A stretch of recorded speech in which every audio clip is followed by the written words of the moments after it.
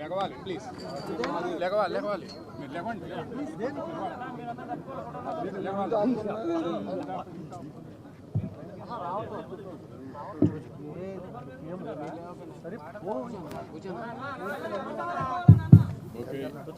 Please silence.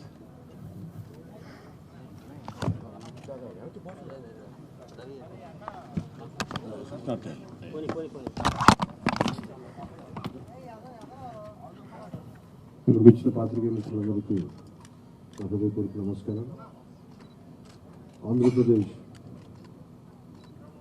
వినాశనానికి దారితీసిన YCP ప్రభుత్వానికి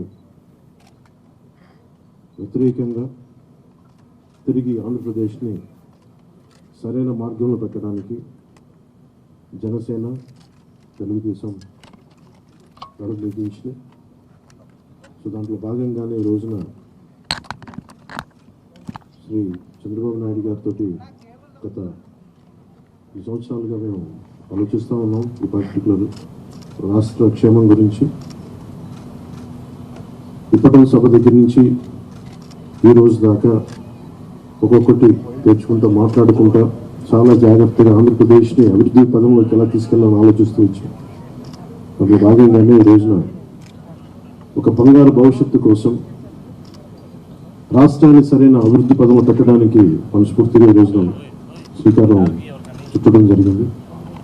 అందులో భాగంగానే ఈ రోజున జనసేన, తెలుగుదేశం కలిసి అడుగులు దిగించినాయి. దీనికి మరింత బలోపేతం చేయడానికి భారతీయ జనతా పార్టీ కూడా శుభాశిస్సులు ఉన్నాయి. దీనికి మీ అందరికీ తెలిసిందే. అందుకని అప్పుడు ఎలా వెళ్ళిపోతున్నాం, ఎట్లా వెళ్ళిపోతున్నాం, ముందు పెద్దలు, మాజీ ముఖ్యమంత్రి, ప్రతిపక్ష నాయకులు శ్రీ నారా చంద్రబాబు నాయుడు గారు వివరిస్తారు. ఆ తర్వాత జనసేన ఎన్ని స్థానాల్లో పోటీ చేస్తామో తెలియజేస్తారు.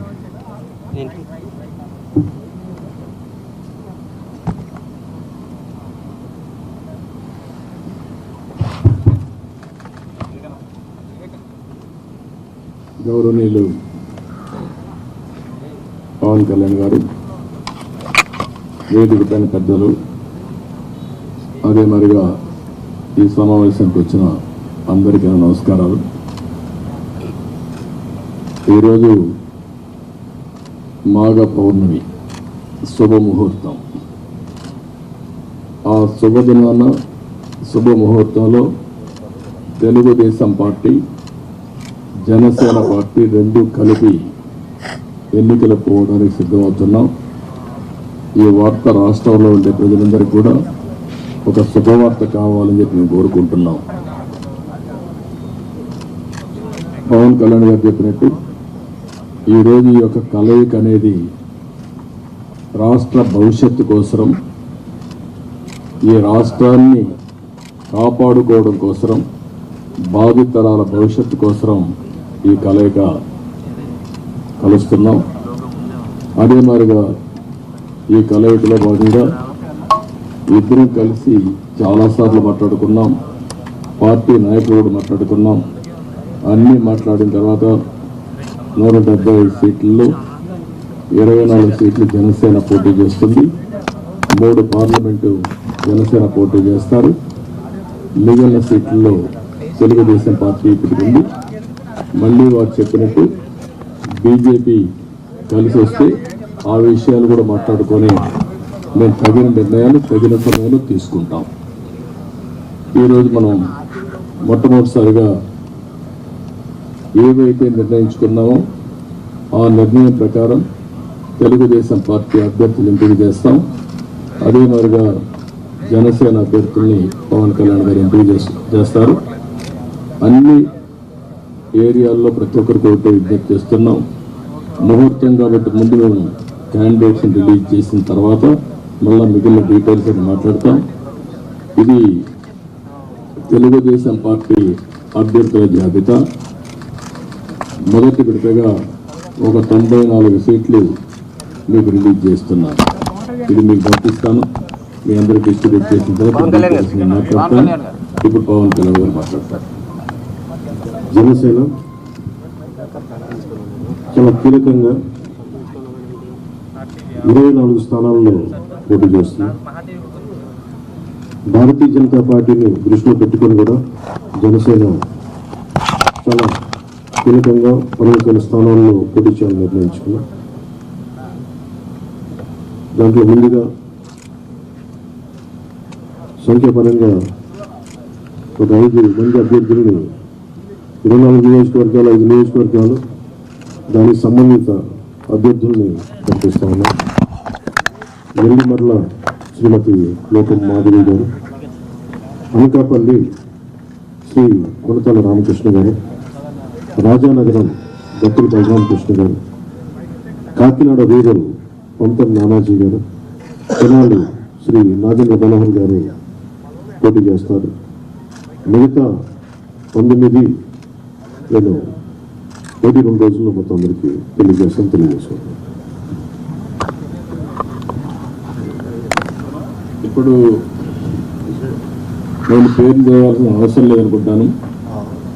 ప్రధానమంత్రి చేస్తాను. ఓకే, మాకు నేను పని తగ్గించుకోవాలని మీరు పని పెడుతున్నారు. Ichchapuram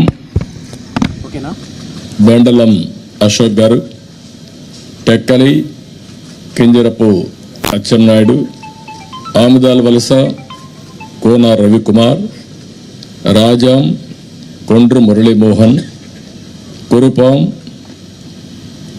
Toyaka Jagadeeswari, Parvathipuram Vijaya Bonela, Salur Gummadi Sandhyarani, Bobbili RSV KK Rangarao, Gajapathinagaram Kondapalli Srinivas, Vizianagaram Posapati Aditi Vijayalakshmi Gajapathiraju, Visakhapatnam east Velagapudi Ramakrishnababu, Visakhapatnam west PGVR Naidu alias Gannababu, Araku valley Siriveri Donnudora, Payakaraopeta Vangalapudi Anitha, Narsipatnam Chintakayala Ayyannapatrudu, Tuni Yanamala Divya, Peddapuram Nimmakayala Chinarajappa, Anaparthi Nallimilli Ramakrishna Reddy, Mummidivaram డోట్ల Subbaraju, Gannavaram Shri పెళ్ళ రాజేష్ కుమార్, కొత్తపేట బండారు సత్యానందరావు, మండపేట వేగుళ్ల జోగేశ్వరరావు, రాజమండ్రి సిటీ ఆదిరెడ్డి వాసు, జగ్గంపేట జ్యోతుల వెంకటప్పారావు, ఆచంట పీతాని సత్యనారాయణ, పాలకొల్లు నిమ్మల రామానాయుడు, ఉండి మంతెన రామరాజు, తణుకు అరిమిల్లి రాధాకృష్ణ, ఏలూరు బడేటి రాధాకృష్ణ, చింతలపూడి సోంగార్ రోషన్, తిరువూర్ కొలికపూడి శ్రీనివాస్, నూజివీడు కొలుసు పారసార్థి, గన్నవరం యాడ్లగడ్డ వెంకట్రావు, గుడివాడ వెనుగంట రాము, పెడన కాగిత వెంకట కృష్ణప్రసాద్, మచిలీపట్నం కొల్లు రవీంద్ర, పామర్రు వర్ల కుమార్ రాజా, Vijayawada central bonda Uma,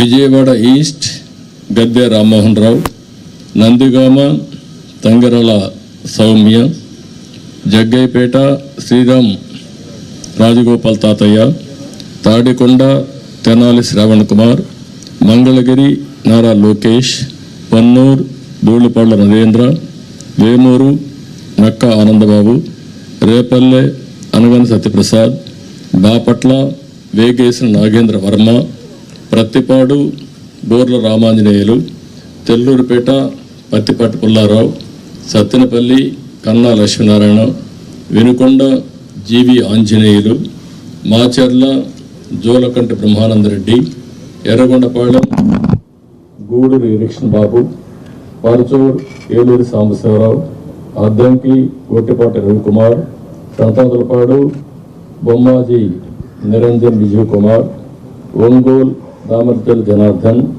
Janardhan Rao, Kondepi Dola Sri Bala Veeranjaneya Swamy, Kanigiri Mukku Ugra Narasimhareddy, Kavali Kavya Krishnareddy, Nellore city P Narayana, Nellore rural Kotamreddy Sridhar Reddy, Guduru Pasam Sunil Kumar, Sullurpeta Nelavala Vijayasree, Udayagiri Kakarla Suresh, Kadapa Madhavareddy, Rayachoti Mandipalli Ramprasad Reddy, Pulivendula Marreddy Rabindranath Reddy, Mydukur Putta Sudhakar Yadav, Allagadda Bhuma Akhila Priyareddy, Srisailam Budda Rajasekhar Reddy, Kurnool TG Bharath, Panyam Gowri Charithareddy, Nandyal NMD Farooq, Banaganapalli BC Janardhan Reddy, Dhone Kotla Suryaprakash Reddy,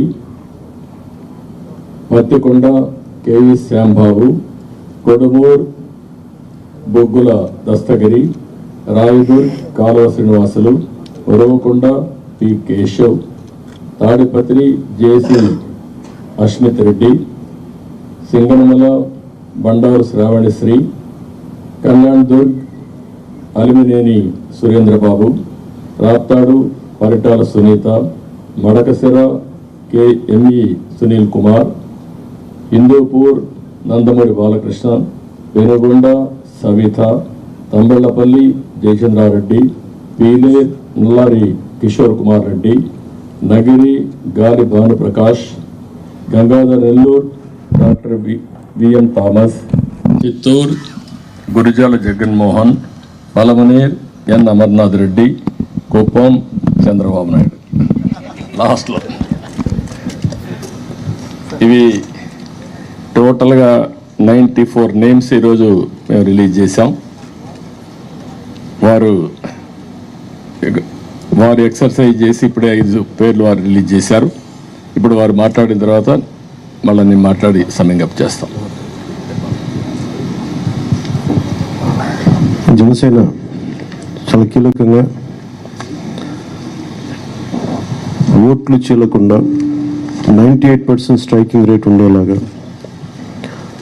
ఎక్కువ స్థానాలు తీసేసుకొని ఎక్స్పెరిమెంట్ చేసే కంటే కూడా తక్కువ స్థానాలు తీసుకొని రాష్ట్ర ప్రజలకు ఉపయోగపడేలాగా. ఈరోజు నేను చూస్తుంది కూడా రాష్ట్రాన్ని ముందు ఒక గాడిలో పెట్టడం, పార్టీ ప్రయోజనాలను దాటి వ్యక్తి ప్రయోజనాలను దాటి రాష్ట్ర ప్రయోజనాలను దృష్టిలో పెట్టుకొని 2014 నుంచి మనం నలుగుతూ ఉన్నాం. 2019కి ఈ అరాచక పాలన వల్ల ఇంకా నలిగిపోతూ ఉన్నాం. ఇలాంటి సమయంలో నేను చాలా నిర్మాణాత్మకంగా చాలా బాధ్యతతోటి అన్నీ ఆలోచించి, చాలామంది పెద్దలు 45 స్థానాలు కావాలి 70 స్థానాలు కావాలంటే ఒకటే చెప్పాను అందరికీ, 2019లో కనీసం నాకు ఒక 10 స్థానాలు ఉండుంటే ఈరోజు ఎక్కువ స్థానాలు తీసుకొని ఒక మంచి చక్కటి అవకాశం ఉండేది. అది కోల్పోయాం. కాబట్టి ఈసారి తక్కువ స్థానాలతోటి 98% స్ట్రైకింగ్ రేట్ ఉండాలి. దాంట్లో భాగంగానే 24 స్థానాలు 3 పార్లమెంట్లు ఫిక్స్ అయిపోయాం. అలాగే 24 స్థానాలు కనిపిస్తున్నాయి, కానీ జనసేనకి మనం చూడాల్సింది 3 పార్లమెంట్లో ఇంకొక అదనంగా ఇంకొక 18 నుంచి 20 దాకా స్థానాలు అధికంగా యాడ్ అవుతాయి. సో దాదాపు ఒకలా చూస్తే జనసేన అందరూ అనుకున్నట్టుగా ఒక 40 స్థానాల్లో పోటీ చేస్తున్నట్టు లెక్క, 3 పార్లమెంట్తో కలుపుకొని. నేను కూడా ఈ అలయన్స్ బలంగా ఉండాలి, టీడీపీ జనసేన అలయన్స్ బలంగా ఉండాలి అంటే నేను కూడా ప్రత్యేకించి భారతీయ జనతా పార్టీని దృష్టిలో పెట్టుకొని కూడా నా సీట్లని కుదించుకోవడం జరిగింది. ఇది మన నాయకులందరికీ కూడా వ్యక్తి ప్రయోజనాలను పక్కన పెట్టి రాష్ట్ర ప్రయోజనాలని ముందుకు తీసుకెళ్దాం. ఓటు ట్రాన్స్ఫర్ అయిన రోజున ఎవరైతే త్యాగాలు చేశారో, ఎవరైతే కష్టపడి పనిచేశారో ప్రతి ఒక్కరికి పేరు పేరున ఈ సభావేదిక మీదుగా నేను తెలియజేసుకుంటా ఉన్నాను. ప్రతి ఒక్కరికి మీ ప్రతిభతోటి, మీ సమర్థతతోటి, మీ అనుభవం ఎలా ఉందో దానికి తగ్గ ప్రతిఫలం ఉంటుంది భవిష్యత్తులో పదవులు. మన ప్రభుత్వం స్థాపించిన వెంటనే ఎలాంటి పదవులు మీ సమర్థతకి, మీ ప్రతిభకి తగ్గట్టుగా ఖచ్చితంగా మీకు అండగా ఉంటామని తెలియజేసుకుంటూ, ప్రతి జన సైనికులకి, ప్రతి వీర మహిళలకి, ప్రతి జనసేన మద్దతుదారులందరికీ కూడా మన ఓటు టీడీపీకి వెళ్ళటం ఎంత ముఖ్యమో టీడీపీ ఓటు కూడా మనకు రావడం అంతే ముఖ్యం. జనసేన ఓటు ఖచ్చితంగా టీడీపీకి ట్రాన్స్ఫర్ అయితేనే ఈ రాష్ట్రం చాలా అద్భుతంగా ఉంటుంది. ఎట్టి పరిస్థితుల్లో కూడా ఓటు ట్రాన్స్ఫర్ అనేది ఖచ్చితంగా జరగాలి. అందుకని ఎలాంటి పొరపచ్చాల మధ్యలో 1-2 వచ్చిన వైసీపీ దుష్ట పన్నాగాలు పని ఏదన్నా ఎలాంటి విభేదాలు సృష్టించినా వాటిని మేమందరం సమర్థవంతంగా ఎదుర్కోవడానికి, కలిసికట్టుగా ఎదుర్కోవడానికి మేము పూర్తి సంసిద్ధతతో ఉన్నాం. ఆయన సిద్ధమని చావగొడతా ఉన్నారు. బాబు నీకు యుద్ధం ఇస్తాం, నీకు అది ఎలా ఎందుకు యుద్ధం చేస్తామంటే ప్రజలు తిరిగి ఆంధ్రప్రదేశ్ని గాడిలో పెట్టడానికి యుద్ధం చేస్తాం నీకు. అయితే మనస్ఫూర్తిగా ప్రజలందరికీ కూడా చాలా శుభదినం. మనం ప్రభుత్వాన్ని స్థాపిస్తున్నాం, మనం గెలుస్తున్నాం. జై జనసేన, జై టీడీపీ, జై హింద్.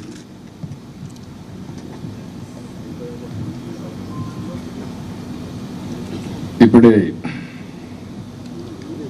జనసేన అధినేత పవన్ కళ్యాణ్ గారు చెప్పిన దాన్ని పూర్తిగా సమర్థిస్తూ, ఈరోజు ఈ కలయిక రాష్ట్ర భవిష్యత్తు కోసం, ఏ ఇద్దరు వ్యక్తుల కోసమో, ఏ 2 పార్టీల కోసం కాదు, 5 కోట్ల ప్రజా ప్రయోజనాలు ఆశించి ఈరోజు మనస్ఫూర్తిగా 2 పార్టీలు కలిసి పనిచేయాలని ఈ నిర్ణయం తీసుకున్నాం. ఈరోజు రాష్ట్రానికి ఇది ఒక హిస్టారికల్ డే, ఒక మంచి ప్రయత్నానికి తొలి అడుగు ఇది.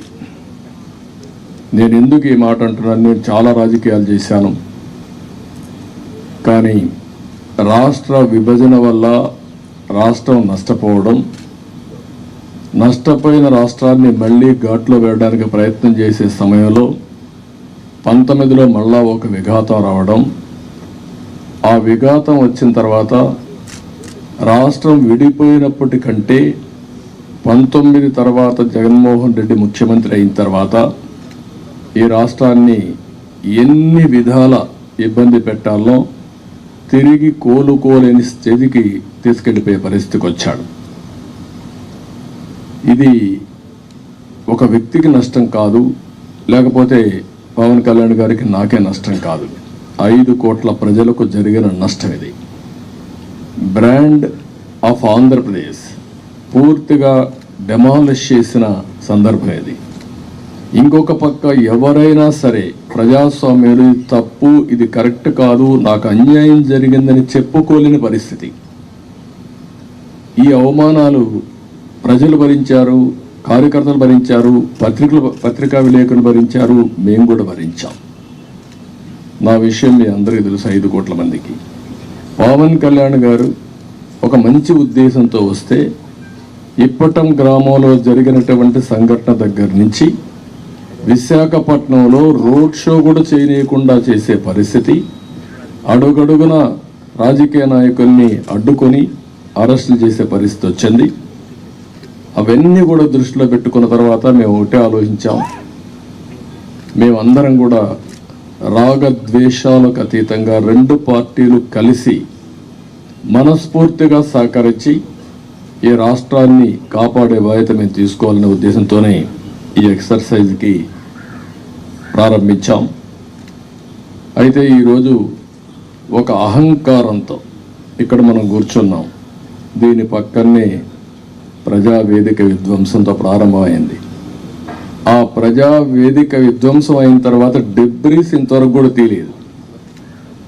ఒక అహంభావి ఎంత ఈ విధంగా ప్రవర్తిస్తాడనేదానికి ఇది ఒక ఉదాహరణ. అంటే అనునిత్యం నేను కానీ నా దగ్గరకు వచ్చిన పవన్ కళ్యాణ్ గారు కూడా చూస్తే గుర్తు రావాలి ఆ విధ్వంసం. ఆ విధంగా విధ్వంసం చేసే పరిస్థితికి వచ్చారు. ఇవన్నీ చూసిన తర్వాత రాష్ట్రాన్ని వైసీపీ బారి నుండి విముక్తి చేయడం కోసం, రాష్ట్ర ప్రజల భవిష్యత్తు కోసం మేము కలిసి పనిచేస్తాం. ఇంకొక పక్క అభ్యర్థుల్ని వారి అభ్యర్థుల్ని ఇప్పుడు ఎవరిని అనౌన్స్ చేస్తారో నాకు తెలీదు, మా అభ్యర్థుల్ని వారికి తెలియదు. కానీ వారు మంచి అభ్యర్థులను వారు ఎంపిక చేస్తున్నారు. మేము కూడా బెస్ట్ అభ్యర్థుల్ని మేము కూడా ఎంపిక చేస్తున్నాం. ఈరోజు చూస్తే నా రాజకీయ జీవితంలో ఎప్పుడూ చేయనంత ఎక్సర్సైజ్ చేశాను నేను. ఆ విషయం ఇది నాకు 9వ ఎన్నికలు. 9వసారి ఎన్నికలు పెట్టినప్పుడు సమైక్య ఆంధ్రప్రదేశ్లో కూడా ఇంత ఎక్సర్సైజ్ నేను ఎప్పుడు చేయలేదు. అంత ఎక్సర్సైజ్ చేశాను. 1,10,00,000 దగ్గర నుంచి అభిప్రాయ సేకరణ చేసుకున్నాను వివిధ సోర్సెస్ ద్వారా. నేను ఒక్క సోర్స్లో చేయలే, అనేక సోర్సెస్ పెట్టి ప్రజల్ని కార్యకర్తల్ని కాన్ఫిడెన్స్గా తీసుకున్నాను. నేను ఒక మహత్తరమైన కార్యక్రమానికి శ్రీకారం చుట్టినప్పుడు నాకు సరైన సమాచారం కూడా ఉంటే సరైన నిర్ణయాలు తీసుకుంటాం. నాకు సరైన సమాచారం లేకపోతే సరైన నిర్ణయాలు తీసుకోలేమనే ఉద్దేశంతో సమాచారం తీసుకొని అన్ని కోణాల్లో విశ్లేషించిన తర్వాతనే ఈ 94 మంది అభ్యర్థుల్ని ఈరోజు వడబోసి ఫైనలైజ్ చేశాం. ఇందులో కూడా మీరు చూస్తే ప్రజల మధ్య ఉండే వ్యక్తులు కానీ, ప్రజలు కోరుకునేవారు, ప్రజల ఆమోదయోగ్యం ఉండేవాళ్ళు, సమర్థవంతంగా ఎన్నికల్ని ఎదుర్కొని అవతల వాళ్ళతో పోటీపడే అభ్యర్థుల్ని ఎంపిక చేయడం జరిగింది. ఈరోజు ఈ 2 ఎక్సర్సైజుల్లో 118 పూర్తయినాయి. 94 మేము చేశాం, వారు 24లో 5 అనౌన్స్ చేశారు. మిగిలిన అభ్యర్థులను వారు కూడా ఎంపిక చేస్తారు. మొత్తం కలిసి 118 మంది అభ్యర్థులు మేము ఎంపిక చేసుకునే పరిస్థితికి వచ్చాం. ఈ అభ్యర్థుల ఎంపికలు తెలుగుదేశం పార్టీ అయితే యువతకు, మహిళలకి, బీసీలకు, అదే మరి యంగ్స్టర్స్కి ఎక్కువ ప్రాధాన్యత ఇచ్చడానికి ప్రయత్నం చేశాం. చదువుకున్న అభ్యర్థులకు కూడా ఎక్కువ ప్రాధాన్యత ఇస్తున్నాం. అదే మరి మీరు చూస్తే ఒక 23 మంది ఫస్ట్ టైమర్స్, ఈ 94లో 23 మంది ఫస్ట్ టైం ఎమ్మెల్యేలుగా శాసనసభకు వచ్చే విధంగా వాళ్ళు కూడా ఎంపిక చేసుకున్నాం. వీళ్ళలో 3 డాక్టర్లు ఉన్నారు, రిటైర్డ్ ఐఏఎస్ ఆఫీసర్లు ఉన్నారు, విద్యావంతులు ఉన్నారు, 28 మంది పోస్ట్ గ్రాడ్యుయేట్స్ ఉన్నారు, 51 మంది గ్రాడ్యుయేట్స్ ఉన్నారు, బాగా 2 అయితే పిహెచ్డి కూడా ఉన్నారు. అదే మరిగా వైసీపీ అభ్యర్థులను ఒక్కసారి మీరు పోల్చి చూస్తే కడాన రెడ్ శాండిల్వుడ్ స్మగ్లర్స్ కూడా పెట్టేశారు. రౌడీల్ని, గూండాల్ని కాకుండా రెడ్ శాండిల్వుడ్ వ్యాపారం చేసేవాళ్ళు కూడా పెట్టారంటే ఆ డబ్బులు ఇంకా ఆ రెడ్ శాండిల్ వ్యాపారం చేసే వాళ్ళు ట్రాన్స్ఫర్లు కూడా చేశారు అక్కడి నుంచి. ఎందుకంటే బ్రహ్మాండమైన ప్రొడక్షన్ ఉంది అక్కడ, నాయకుల ప్రొడక్షన్ కూడా, నాట్ ఓన్లీ రెడ్ శాండిల్వుడ్ ప్రొడక్షనే కాదు. అలాంటి వాళ్ళని రౌడీల్ని డబ్బులతో ట్రాన్స్ఫర్లు కూడా చేసి రాష్ట్రం అంతా స్ప్రెడ్ చేసే పరిస్థితికి వచ్చారు. ఈ విషయం కూడా ప్రజలు కూడా గుర్తుపెట్టుకోవాల్సిన అవసరం ఉంది. ఈరోజు మేము చేసిన అభ్యర్థుల్ని, ప్రజలకు జవాబుదారీతనంగా ఉండే అభ్యర్థుల్ని అటు జనసేన ఇటు తెలుగుదేశం పార్టీ ఇద్దరు కూడా చేశాం. ఈరోజు ప్రజల్లో తీవ్రమైన వ్యతిరేకత ఉంది. ఎంత వ్యతిరేకత ఉందంటే భయం కూడా అంత ఉంది. ఈరోజు మీరున్నారు ప్రెస్, మీ మీద సిరీస్ ఆఫ్ దాడులు జరిగాయి. సిరీస్ ఆఫ్ దాడులు జరిగితే మీరు ప్రతిఘటించాలి అని నిస్సాహిస్థితిలో మీరున్నారు. ఏమనుకో అంటే మనోధైర్యాన్ని కూడా కోల్పోయే పరిస్థితిలో ఉన్నారు. ఒక వ్యక్తి స్వేచ్ఛగా వాళ్ళ అభిప్రాయాలు చెప్పే స్వేచ్ఛ ప్రతి ఒక్క వ్యక్తికి ఉంది. అదేవిధంగా పత్రికా విలేకరులకి బాధ్యత ఉంది. అతనికి స్వేచ్ఛ ఉంది, మీకు బాధ్యత ఉంది. 4 ఎస్టేట్స్ ఏదైతే ప్రజాస్వామ్యంలో 4 పిల్లర్స్ అనేటివి చాలా ముఖ్యం. ఒక పక్క చట్టసభలు, ఎంపిక చేసే అభ్యర్థులు, అక్కడి నుంచి గెలిచిన అభ్యర్థులు చట్టాలు చేయడం. రెండోది కార్యనిర్వాహక అధికారులు, ఐపీఎస్ ఆఫీసును ఆల్ ఇండియా లెవెల్లో తెచ్చిపెట్టడం. మూడోది పత్రికా విలేకరులు ఎక్కడికక్కడ స్వేచ్ఛగా ఎవరేం చేసినా నిర్మోహమాటంగా ప్రజలకు చెప్పడం. ఎక్కడ తప్పు జరిగితే తప్పు జరిగిందని కోర్టుకెళ్ళి మళ్ళా మన హక్కులు కాపాడుకోవడానికి న్యాయ వ్యవస్థ. ఈరోజు మన రాష్ట్రంలో చూస్తే ఈ 4 వ్యవస్థలు కూడా ఒక విధంగా చెప్పాలంటే నిర్వీర్యం చేసే పరిస్థితి, దుర్వినియోగం చేసే పరిస్థితి. ఇష్టానుసారంగా ఒక్క ఐఏఎస్ ఆఫీసర్ ఒక్క ఐపీఎస్ ఆఫీసర్ మాట్లాడలేని నిస్సహాయ పరిస్థితి నేను 45 ఏళ్ళు ఎప్పుడు చూడలా. ఇదే మీడియాలో నేను చూశాను. ఇది ఎంత పరాకాష్ట మీరు కూడా గుర్తుపెట్టుకోవాలి.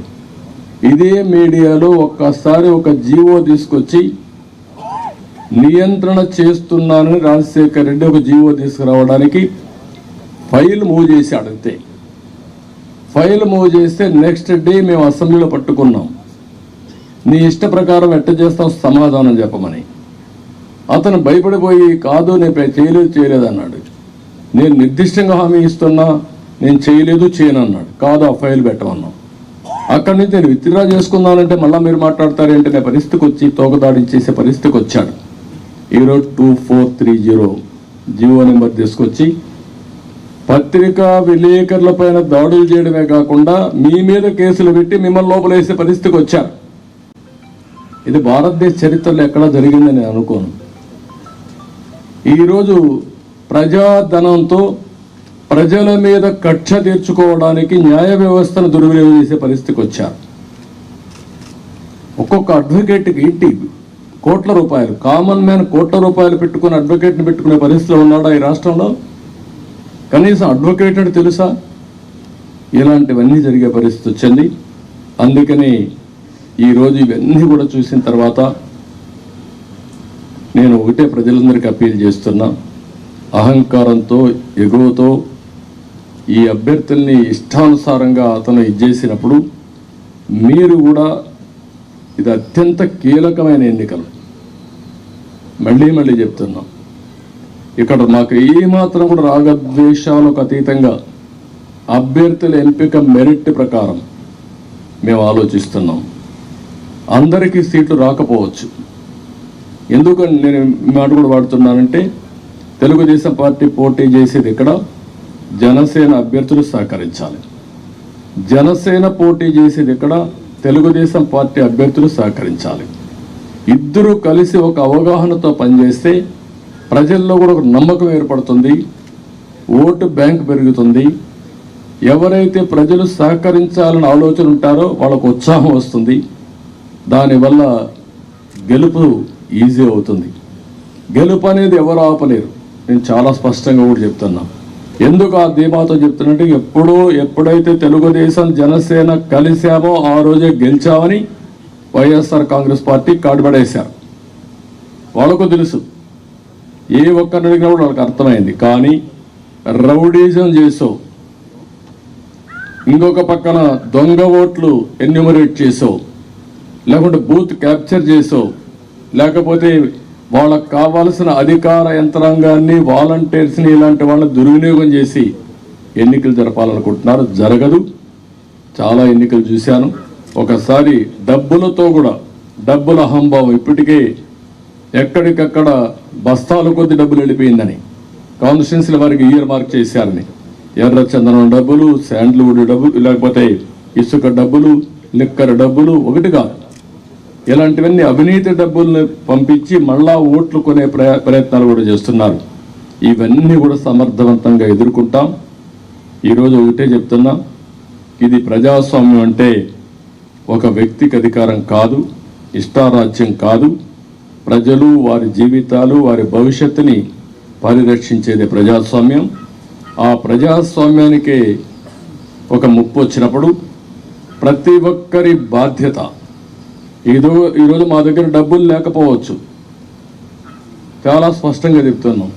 కానీ ప్రజాబలం మా దగ్గర ఉంది. విలువలతో కూడిన రాజకీయం చేశాం. ఇంకొక పక్కన ప్రజల సహకారం కానీ, అదే సమయంలో అందరూ వారి భవిష్యత్తు కోసం పనిచేస్తారని నమ్మకం మాకుంది. మీరు అవసరమైతే ప్రజలే ముందుకొచ్చి 10 రూపాయలు ఖర్చు పెట్టి ఎక్కడికక్కడ అభ్యర్థులు గెలిపించుకునే ప్రక్రియ కూడా మీరు శ్రీకారం చుట్టాల్సిందిగా నేను కోరుతున్నా. ఒక పక్క 5 కోట్ల ప్రజలు, ఒక పక్క ఒక అహంభావంతో, ధనబలంతో, పెత్తందారి విధానాలతో, రౌడీజంతో వస్తున్నటువంటి పార్టీ ఇంకొక పక్క. అందుకే ప్రజలందరూ కోరుతున్నా, మీరు ఆలోచించాల్సిన అవసరం ఉంది.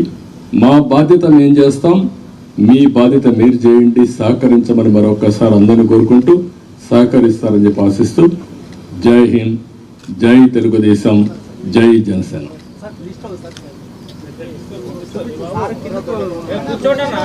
కూర్చోండి కూర్చోండి అన్న, కూర్చోండి కూర్చోండి.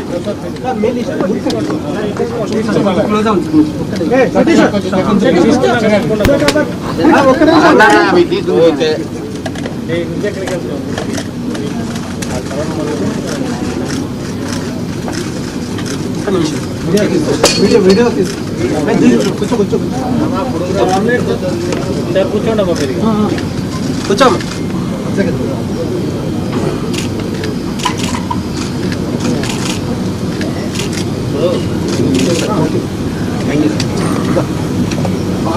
ఎక్కడి నుంచి పోటీ చేస్తారో చెప్పలేదు మీరు.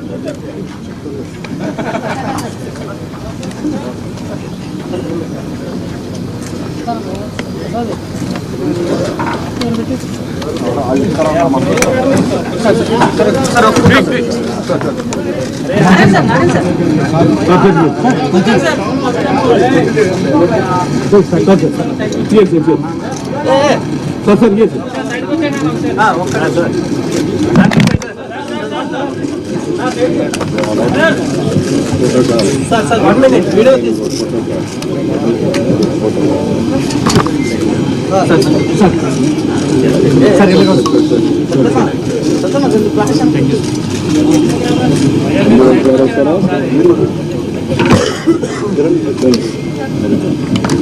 Thank you.